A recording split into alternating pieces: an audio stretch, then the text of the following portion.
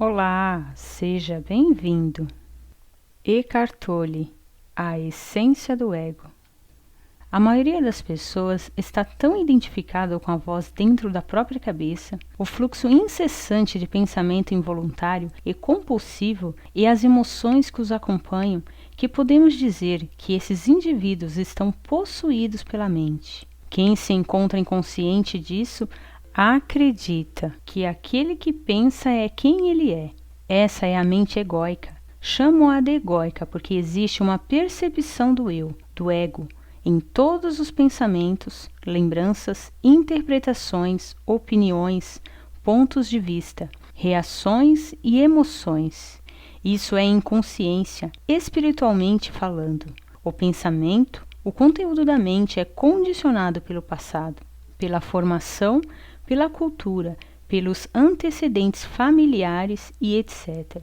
O núcleo central de toda a atividade mental consiste em determinados pensamentos, emoções e padrões reativos, repetitivos e persistentes com os quais nos identificamos com mais intensidade. Essa atitude é o próprio ego. Na maioria dos casos, quando dizemos eu, é o ego que está falando, e não nós, como temos observado. O ego compõe-se de pensamentos e emoções, de uma série de lembranças que reconhecemos como eu e minha história, de papéis habituais que desempenhamos sem saber e de identificações coletivas, como nacionalidade, religião, raça, classe social e orientação política. Ele contém ainda identificações pessoais, não só com bens, mas com opiniões, aparência exterior, ressentimentos antigos e conceitos sobre nós mesmos como melhores do que os outros, ou inferiores a eles, como pessoas bem-sucedidas ou fracassadas. O conteúdo do ego varia de pessoa para pessoa. No entanto, todo o ego funciona de acordo com a mesma estrutura. Em outras palavras, os egos diferem apenas na superfície. No fundo, eles são iguais. De que maneira são semelhantes? Eles existem à custa da identificação e da separação. Quando vivemos por meio do eu construído pela mente, que se constitui dos pensamentos e das emoções do ego, a base da nossa identidade é precária, porque os pensamentos e as emoções são, por sua própria natureza, efêmeros, instáveis.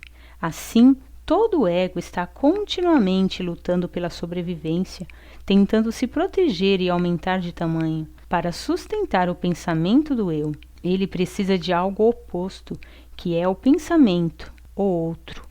O eu conceitual não consegue sobreviver sem o outro conceitual. Os outros são, sobretudo, os outros, quando os vemos como inimigos. Numa extremidade da escala desse padrão egóico de consciência, situa-se o hábito compulsivo de encontrarmos defeito nas pessoas e nos queixarmos delas.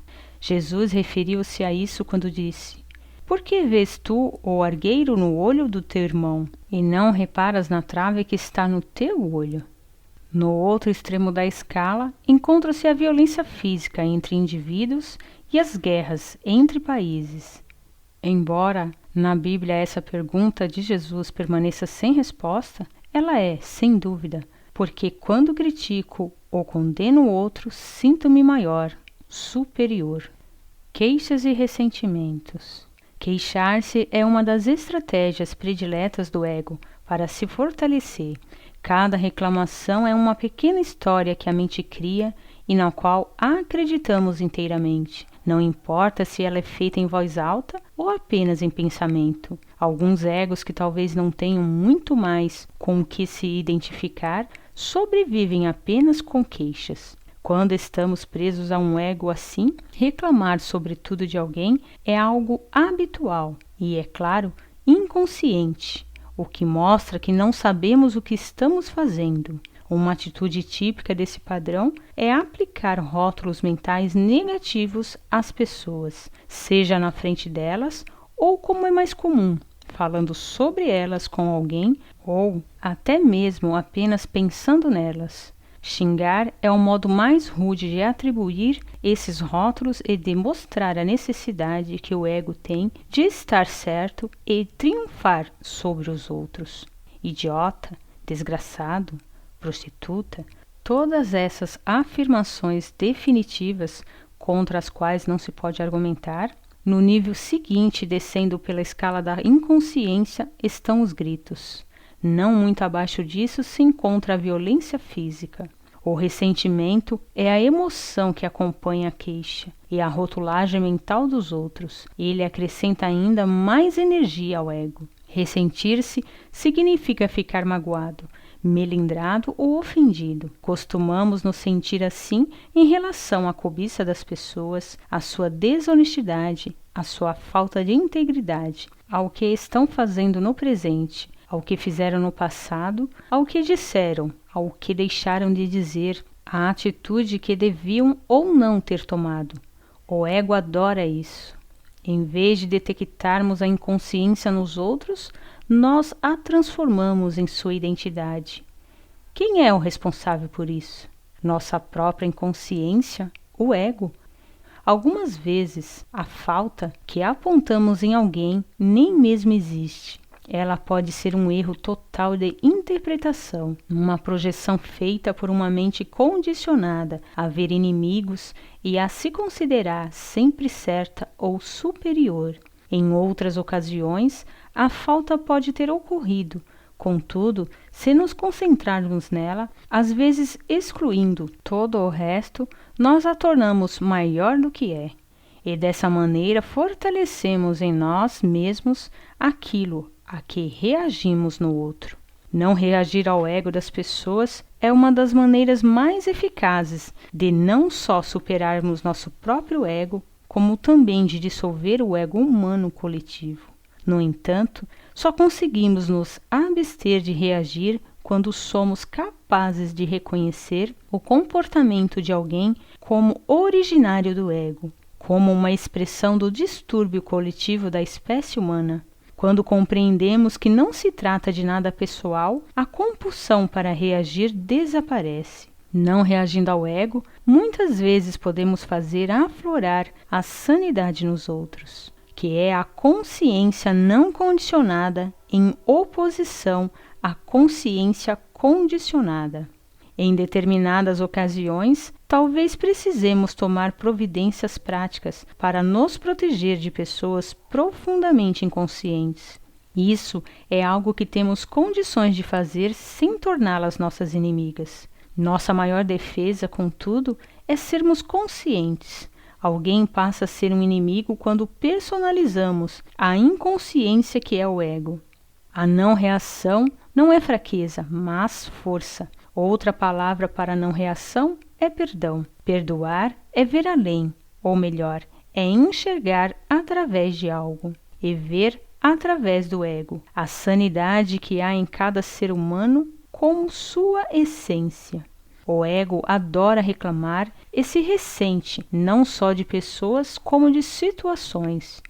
O que podemos fazer com alguém também, conseguimos fazer com uma circunstância, transformá-la num inimigo. Os pontos implícitos são sempre: isso não deveria estar acontecendo, não quero estar aqui, estou agindo contra a minha vontade, o tratamento que estou recebendo é injusto. E é claro, o maior inimigo do ego, acima de tudo isso, é o momento presente, ou seja, a vida em si. Não confunda a queixa com a atitude de informar alguém de uma falha ou de uma deficiência para que elas possam ser sanadas. Além disso, abster-se de reclamar não corresponde necessariamente a tolerar algo de má qualidade, nem um mau comportamento. Não há interferência do ego quando dizemos ao garçom que a comida está fria e precisa ser aquecida, desde que nos atenhamos aos fatos, que são sempre neutros.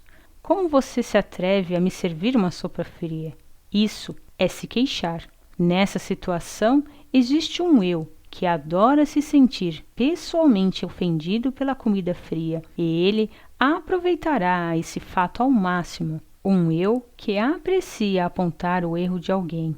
A reclamação a que me refiro está a serviço do ego, e não da mudança. Algumas vezes fica óbvio que o ego não deseja que algo se modifique para que possa continuar se queixando. Veja se você consegue capturar, ou melhor, perceber a voz na sua cabeça, talvez no exato instante em que ela esteja reclamando de algo, e reconhecê-la pelo que ela é, a voz do ego, não mais do que um padrão mental condicionado a um pensamento. Sempre que a observar, compreenderá que você não é ela, e sim aquele que tem consciência dela. Na verdade, você é a consciência que está consciente da voz. Atrás, em segundo plano, está a consciência. À frente se situa a voz, aquele que pensa.